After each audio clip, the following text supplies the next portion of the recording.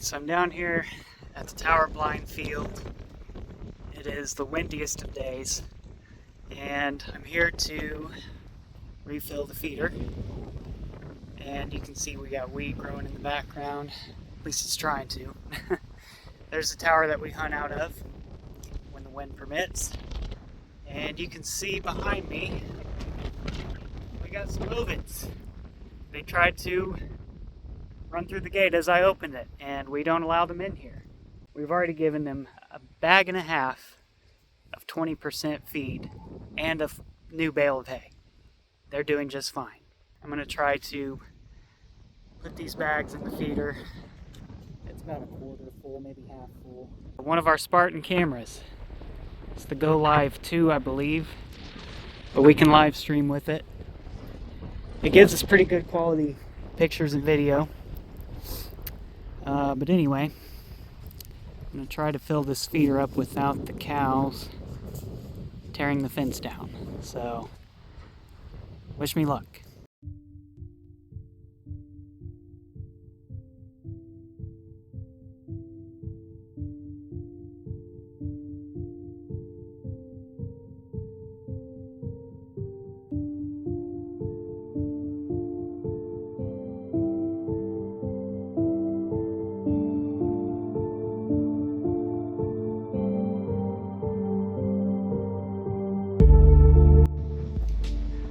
So I got the feeder pretty much full now. It could probably stand one more bag, but that's close enough. I think I put 2 or 3 bags of the creeper pellet, 14%, and then just 1 bag of deer corn. I guess I could probably technically put this other bag in, but I'm going to save it for another one of the feeders we have. So let's just close this up for now. I attempted phone right here, not so wisely, and it fell straight through to the ground. So we're not going to make that mistake again. Thankfully the phone's undamaged. And if you look down here, the ground is absolutely covered in tracks.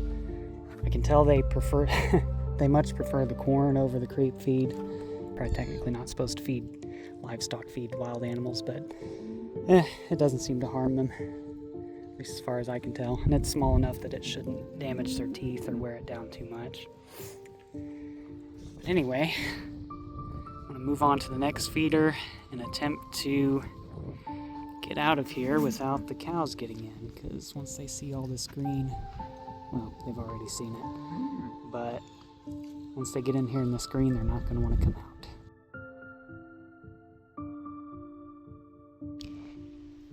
So I was about to head out, but I thought I'd go ahead and give you a look at our tower blind. It's by no means super fancy, but it gets the job done. I actually shot my second biggest buck out of this blind, so pretty good spot, pretty memorable. I think I'll go up here and take a quick look around and see how the interior's doing.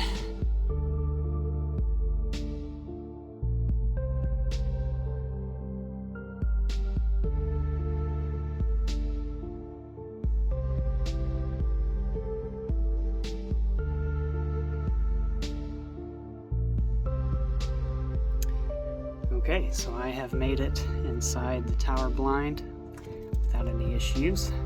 There's a door on that side where we get in, and is, well, our field of view, really. So there's the feeder. It's probably about, I don't know, 40 yards from the tower, maybe 30. But yeah, this is our tower blind. It's probably nothing like what Lee and Tiffany and the other big time hunters use, but it works for us. We've unfortunately had some issues with feral hogs. They've started to return. So there's our trap over there. I'm going to try to bait that next if I can keep from getting run over by the cows. I may just have to come back and do it later because our cows are, well, they think they're big pets, so they like to get right in the way. There's one of my little babies with the pinky or tag. Don't really know if it's a bull or heifer, but it looks nice.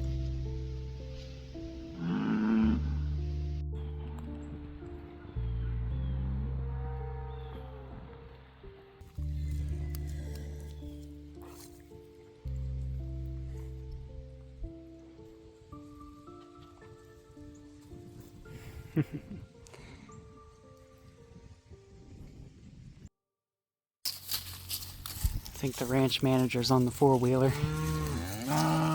They think they're gonna get fed again. Might be my lucky day. Might make it out of here after all.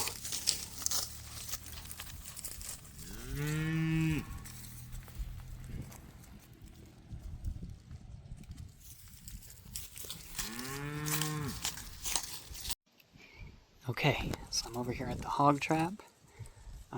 Got a little lucky. The cows got lured up the hill by the ranch manager.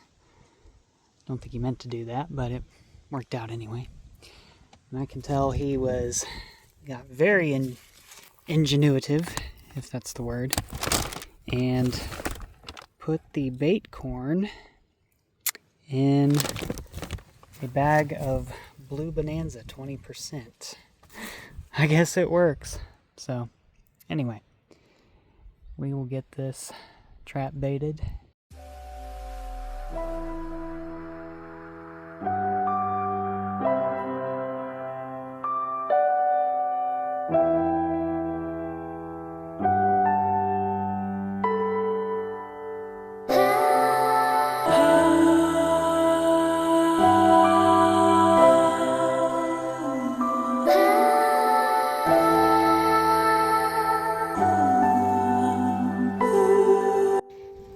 Okay, trap is baited. Tried to spread it around and make it thin as much as possible, but only have so much room in here, so. But believe it or not, the animals seem to prefer it when the grain is more thinly spread out on the ground versus in a big, huge pile. Probably because it makes it easier to grab, gives them more room to feed when there's others around. For those that are wondering, why do we trap hogs? Why do we want to get rid of them? Well, it's because they are not native. They're not native wildlife. They are, bag's blown away. They are an invasive species. They are descended from farm animals that escaped captivity and went feral and multiplied out of control. It may sound cruel, but ideally we'd like to get rid of all of them if possible, because again, they're an invasive species. They do more harm than good to the environment and to agriculture as well. So that's why we do that. So we'll see if we have any luck. Lure something in to eat at the very least. More than likely it'll be deer, but time will tell.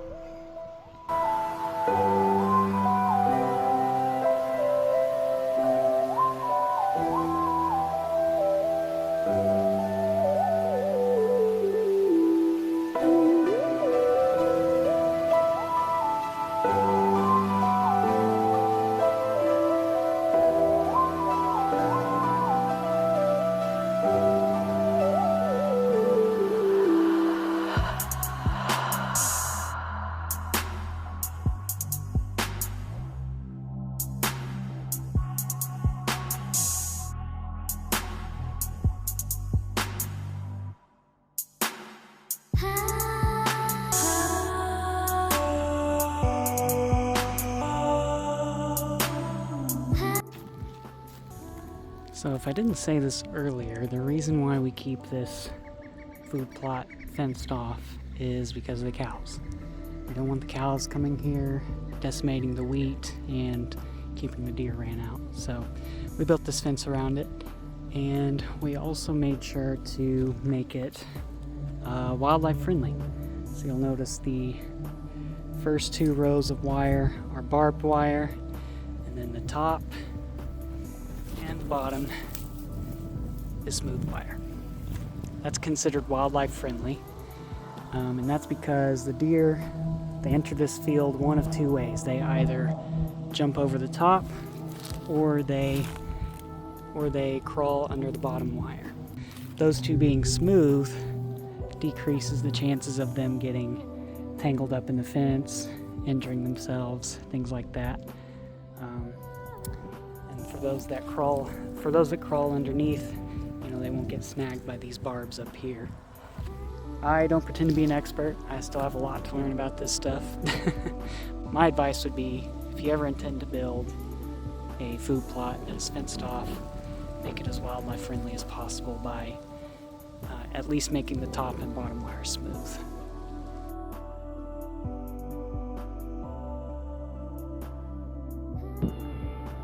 One of my heifers. She's got a baby around here somewhere. There's the barn cat. What you doing, barn cat? What do you think, huh? What do you think? Oh, you want to play? You want to play? That's what you want to do.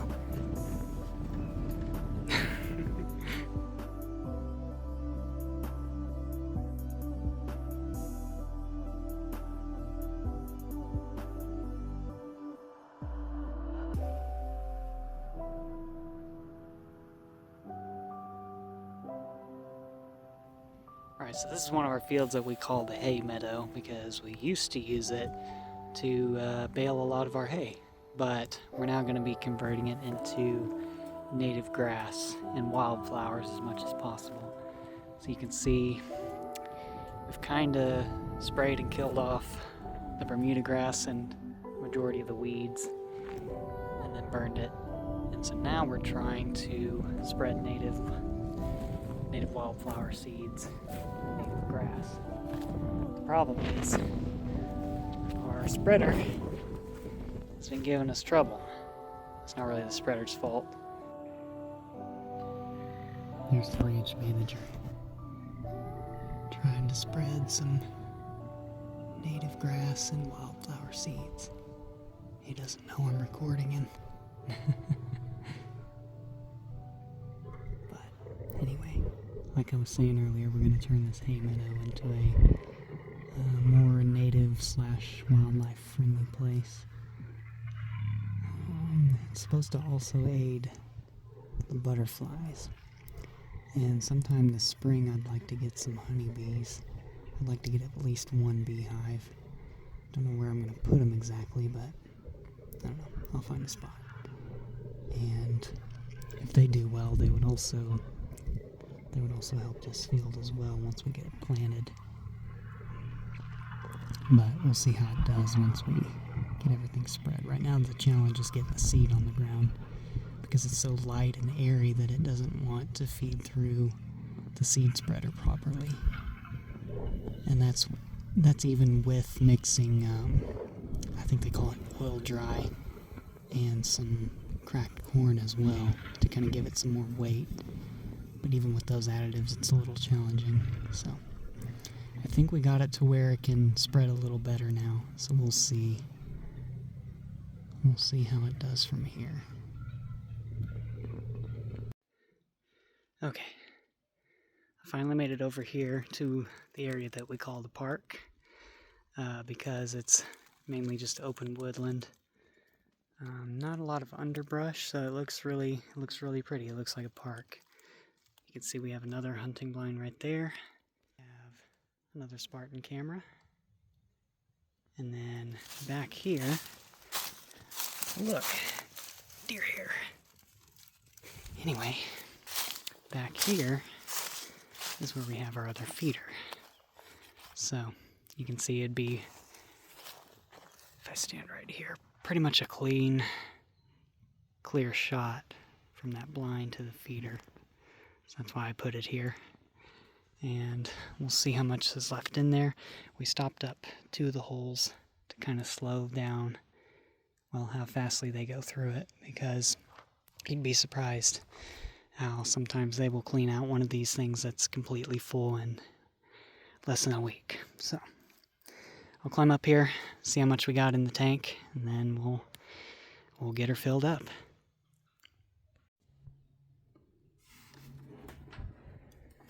Oh wow, completely empty. Okay, well, guess that answers that question. So yeah, let's fill this thing up.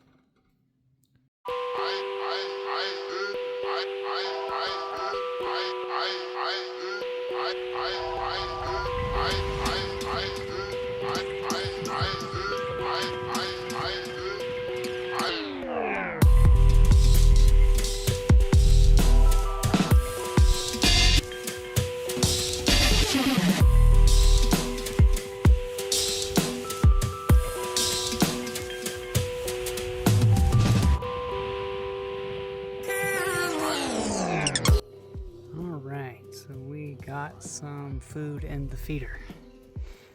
It's not full, but it should hold them over for at least a few days. So I mixed up the creeper pellets with the corn, just like the last feeder. Except I only had 2 bags of creep and 1 bag of corn, so it's probably at about half capacity right now. But it should tide them over for at least a few days, and I imagine we'll probably get some pictures on the Spartan camera tonight. We shall see.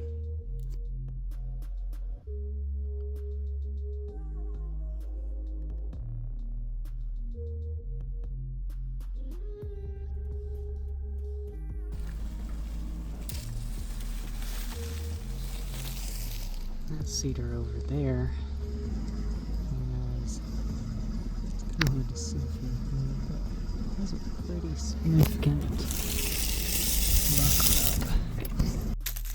Here's a better look at it. I thought we'd go ahead and just get up close on it and get a good look.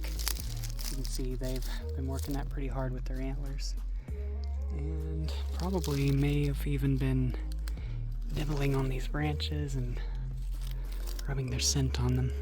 So I don't see any scrapes nearby, but I would not be surprised if there's quite a few still left in here, even though the rut is far from over at this point, but you can still see signs of it if you know where to look.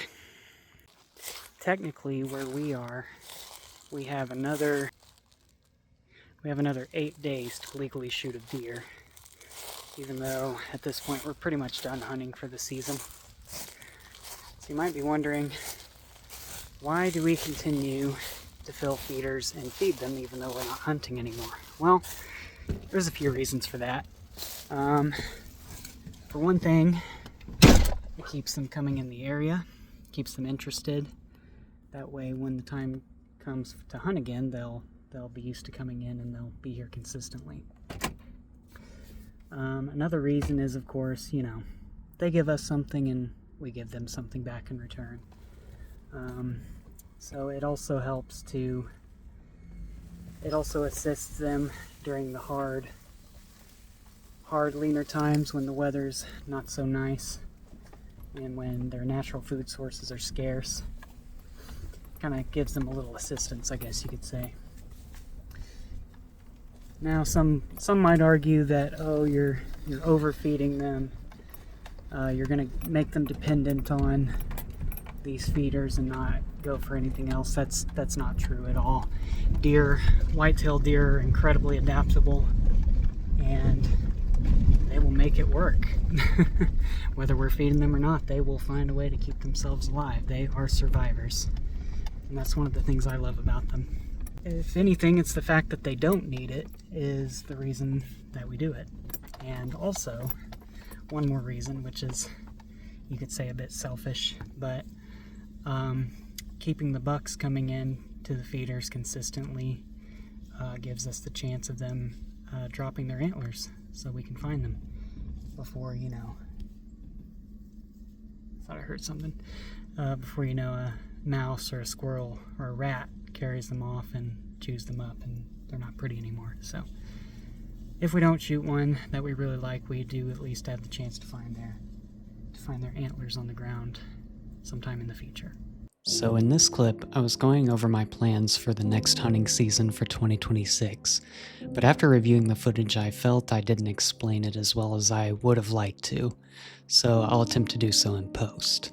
One of my main goals for the 2025 hunting season was to take part in a more population control approach. Where we're located, you can legally harvest 2 antlered and 4 antlerless deer for a combined season limit of 6. My goal was to harvest 4 females, or does, a cull buck, and save my last tag for a trophy male. When the time arrived, however, my buck fever naturally took over, and it became my sole focus. I ended the season with one fairly nice 10-point and a beautiful 14-point typical we named Northlight. Despite being satisfied with the sports side of it, the fact remains that the white-tailed deer are overpopulated and their ratios are unbalanced. Believe it or not, there are far too many does in certain areas, and there tends to be a lot of stress on the mature buck's survival and genetics. In our location, many of the deer's natural predators such as wolves, mountain lions, and bears have essentially been wiped out from the ecosystem. This leaves a majority of their management in the hands of human hunters. So, for 2026, my plan is to start the early season harvesting only females and a cull buck. The concept of a cull buck is somewhat controversial, but I often see too many males, both young and sometimes older, with poor antler growth. This is in part due to genetics, but it also has to do with competition for food and resources. Thinning the population of both does and cullers can actually have a positive effect. The females that are spared will have less competition for food when raising their fawns in the summer, while the bucks will have more access to resources vital for good antler growth. Hunting does in the early season, as opposed to during and post-rut, is the best option for herd management in my opinion, because it prevents the animals being harvested after conception. It also allows the bigger bucks to survive into the rut and motivates them to travel greater distances and to introduce their genetics to new areas. In short, my goal for the 2026 hunting season is to push myself to harvest females in the early season, 1 cull buck, and save my last tag for a wall mount. This will satisfy both the sportsman side of the hobby and overall health of the whitetail population.